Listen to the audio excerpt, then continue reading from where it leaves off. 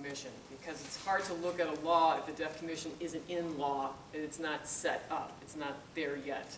It's in process.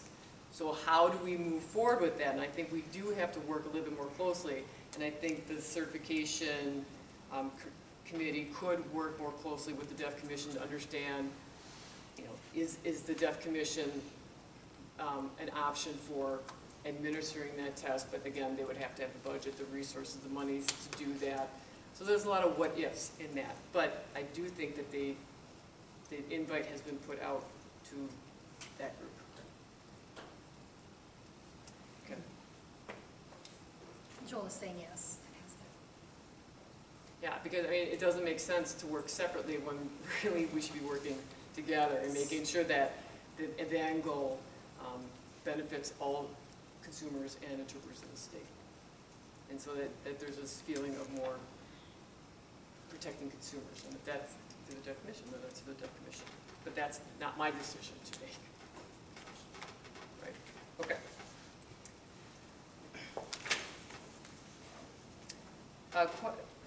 Anything else anyone wants to add about the deaf commission piece and the WIDA piece? I mean, we can certainly explore that in the subcommittee. Just want to clarify that. Terry?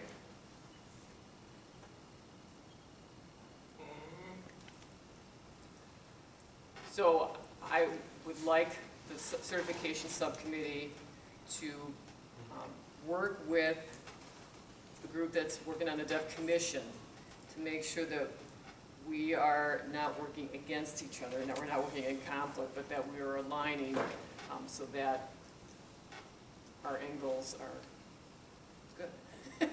Let's just state that. That's what I wanted to say in sign language.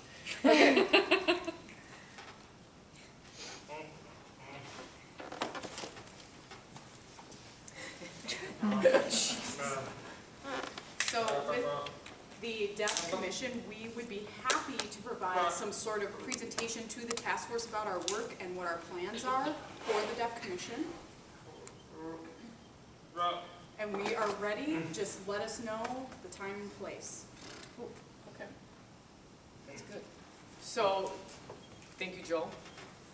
Would that be something that, now it makes me think, should they present in September? Should they present in the summer? Should we add a separate meeting? That's another question. I think it's important, but I don't know when to do it, how to do it. What do you suggest, Angie? Well, I'm just wondering, Pam, if you want the deaf commission or those working on it to meet with certification subcommittee first, and then, you know, we can kind of work some things out, or if it should be the whole task force, since we're not going to meet till September. I know, and that's my question. Yeah. Like, is what do you think we should do with that? I'm fine meeting with the certification committee initially, and then moving forward in the fall, having them present so we get more clarity. Is that acceptable? Ashley, Cookie?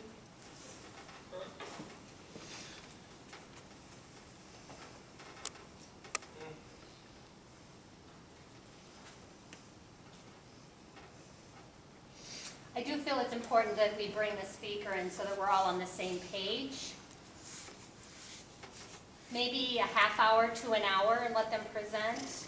Then we can have a discussion about the presentation.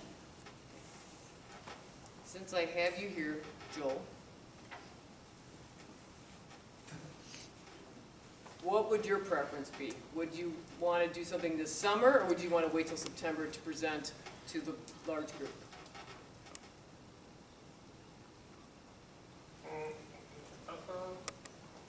This is Joel.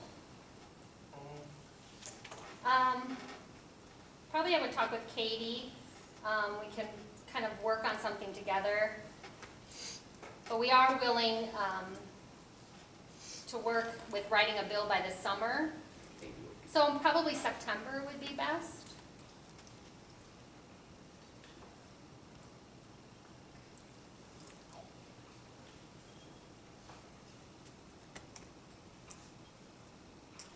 I would say the presentation would be no more than 20 minutes, just kind of giving an overview, a broad picture of what it'll look like, so 20 minutes at most. Could, Not an hour or 2 hours, oh my lord, no. could we ask you to make a video, and can we disseminate that, and can we review it during the summer? Would that help save time?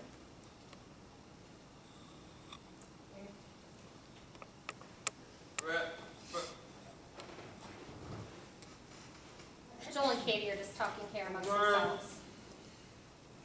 I do already have a blog, and I could add more to that. Have more information that I've gathered, and I can put that together. I would like the what I would like from the Deaf Commission is you've been listening and you've been attending these meetings. Your thoughts on things that we've discussed that would impact or what you're hoping to happen. You know what I mean? That would help us. And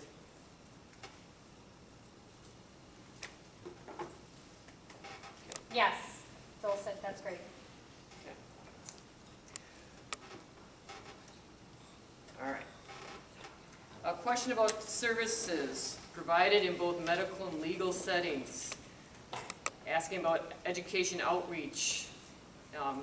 That is not in the scope of this task force, I don't believe. I think this is something that ODHH and WAD would be responsible for. They've had legislative day, right, advocacy, priorities, making sure that providers understand what the issues are. So I don't know if that's something that is for us to answer. Yeah? No? Okay. There was a question that came about required memberships. So for licensure, in the state of Wisconsin, you have to be an RID member for both the restricted and the renewable license. The question has been posed, is that something that we want to continue? Is that something that should be changed?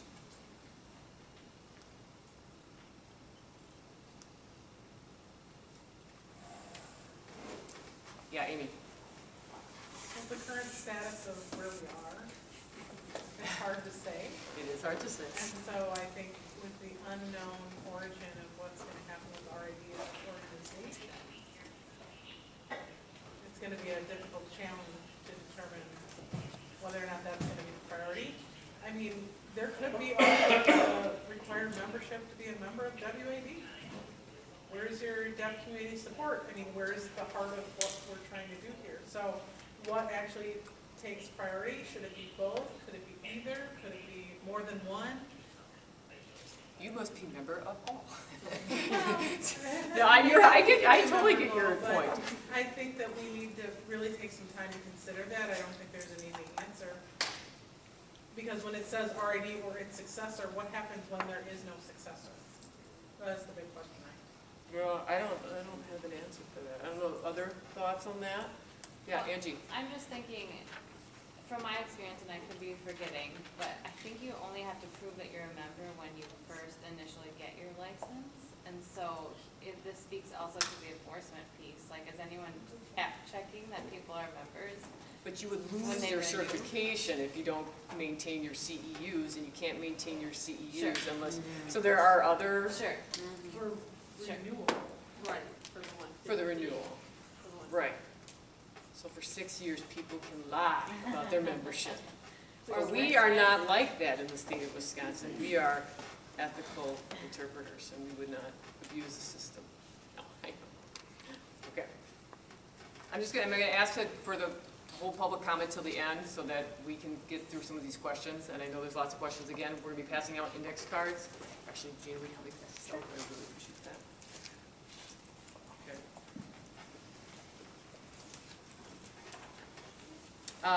Another question came up about VRI, lack of care for patients in medical settings. Again, I don't know if that is in the scope of the task force.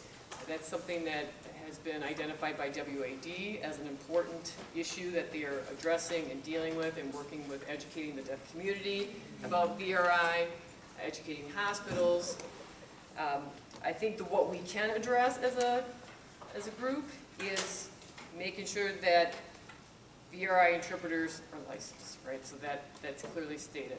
Some people have shared that they feel that the law might be ambiguous in that regard, and I think Rhonda had shared that because it says, to work in the state of Wisconsin, you must be a licensed interpreter.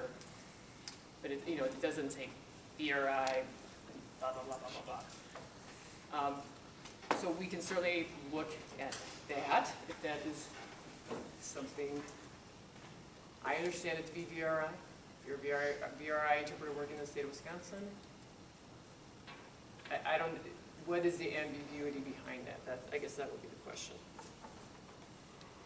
I can clarify. Yeah, please. So the question is, when it's VRI, this is different than VRS, when you're Different than providing VRS. services into the state of Wisconsin to a consumer in the state of Wisconsin who's viewing a video interpreter in another location from another state, but they're providing services into the state of Wisconsin, the concept is that they should be licensed in the state of Wisconsin to provide those services. There is no enforcement capability in monitoring other states and other individuals, especially when they're identified by a number, to be able to monitor. And then, there is no law in the other state to actually monitor that person. So, there's no law in the other state to file against that interpreter who's providing services into the state of Wisconsin. So it's really an unmonitorable option. We hope you use your best discretion when you're working from another state. I do know somebody who was working in another state, tried to get a license in the state of Wisconsin so they could provide services and be responsible adults. However, they do not have an OTP and were not planning to establish residency in our state, so that is one loophole, potential issue, or conflict for someone who wants to provide those services. Okay.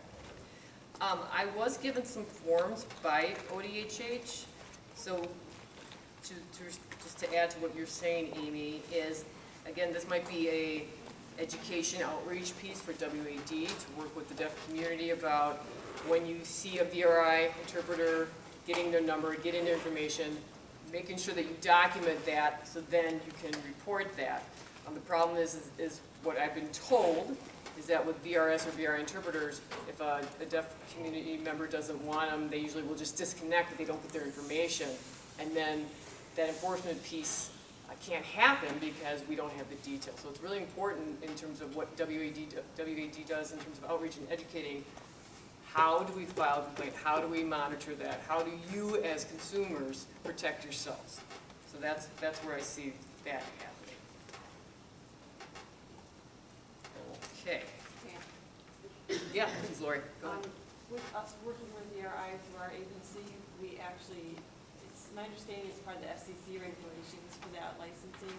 And the company that we contract with specifically has in there that when they have ASL interpreters broadcast for Wisconsin residents, out of their bank of interpreters, they're all nationally certified, and those that broadcast in Wisconsin do hold a Wisconsin license. Okay. That's part of the language in the contract. Do you, that'd be nice to see, can we see that? Can you share that with us? No, like, that would be really helpful to. We're actually still finalizing all the details because we're doing a lot of different things with the same company. Okay. And there's a non-compete portion I'm not happy with yet, but when we complete it, yes, I'm sure that I could share part of that with you. Okay.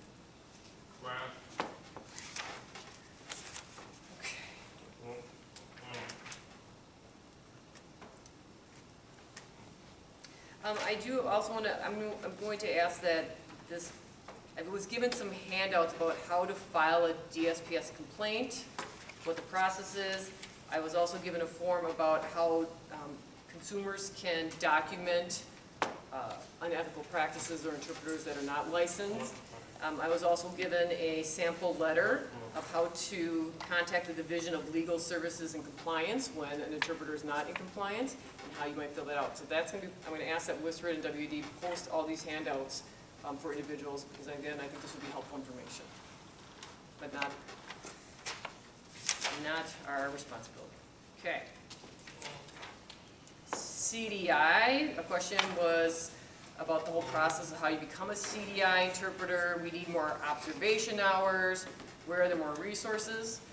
Again, I don't think that is in the scope of this task force. I think that's something that WISRID should consider and look at creating a, I don't know if it's a, I don't know what the term is, not a subcommittee, not a task force, an affiliate that's totally focused on CDIs. And I know from my experience talking with Jake, there used to be there, and it used to be that in WISRID. I don't know if that is currently in practice now, but I think there needs to be more discussion within our state organization to figure out how we can better support our CDIs to make sure that they get the training and can achieve certification. But again, that's not something that the task force does. I think that's something that gets presented to WISRID. Thoughts on that? Agreed, disagree? Okay. DPI. I was asked about DPI stuff. Why is DPI involved in a task force? Our licensure does not and should not include them. Who are the representatives from DPI license? Just questions about that. So I do feel like as a task force, I think we've clarified that we are just focusing on DSPS. We are not focusing on DPI. The reason for that subcommittee is to make sure that we work with both state agencies and make sure that we are in agreement about what a DPI interpreter can do and what a DSPS interpreter can do. That's just to get that clarified. Is that? There was also a question about why is there no K-12 representation on this DSPS task force? State that again, please. Yeah. I was asked, why is there not a K-12 interpreter on this task force? It's not a K-12 license. Because it's not a K-12 license? Okay. I'm just saying, I'm just reiterating or stating. Do we not have anyone that works in K-12 now? There's some that And do. I do have K-12 experience, and I do have the DPI license. So we have eight, four. And we have been in contact, and we've had DPI come, and so we're not working blindly without the advice or counsel from DPI. Okay, so I don't need to answer that anymore? All right. Can the task force define the role of SLIC and consider setting up a separate entity to monitor this? I think that falls under enforcement. So that's what the subcommittee will look into. One more? Okay, so the question was asked, this is right from the index cards. Can the task force define the role of SLIC, Sign Language Interpreter Council, and consider setting up a separate entity to monitor this? To monitor slip. I'm assuming, I don't know.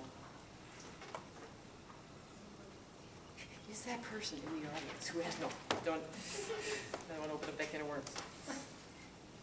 I think the quick answer is we have a subcommittee that's going to focus on enforcement. SLIC will be a part of that review, that looking into what other states are doing, other professions are doing, that's all going to fall under that subcommittee. Okay? Another question I received at the April meeting, Dane County has a text to 911 service which is state funded. Okay, so I'm going to quickly answer this one, not in our scope. That to me again is a WAD, ODHH, Deaf Commission charge about 911. I'm taking the time to answer these questions so people don't feel that they're being dismissed or ignored. And I think going through these questions helps clarify what we can and cannot do. I cannot walk on water, and I cannot, okay. Monitoring and enforcing the penalties for an interpreter who is working without a license. Okay, we've talked a lot about that today. I'm just gonna move on, because I think we covered that. Could you again outline or elaborate on the task force salient priorities? I think we have. That's been posted on WAD, WISRID. We've been sending that information out. We have our subcommittees that, again, clarifies our priorities. Okay.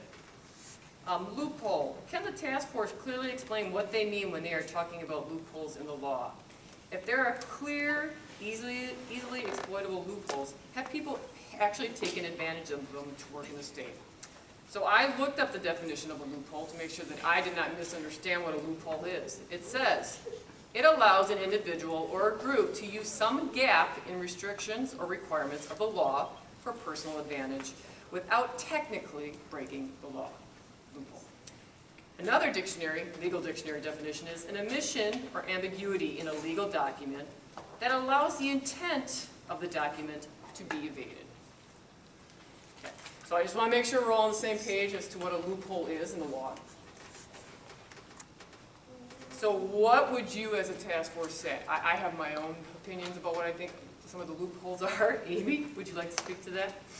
A lot of the law is that we have is ambiguous in general. So there's a huge loophole right there. But one that has been taken advantage of and has been used is the intent of the law was not to allow K-12 interpreters who got the granted EIPA K-12 certification equivalent through RID to be granted a 150 license. However, there are more than one person who is now taking advantage of that, clearly knowing that that was not the way the law was intended. And I would add to that, if you look at that law, if someone had their OTC, they could work in the state of Wisconsin with a renewable license, because that is considered a certification under RID. That was never the spirit, that was never the intent of the law. So that would be considered a loophole.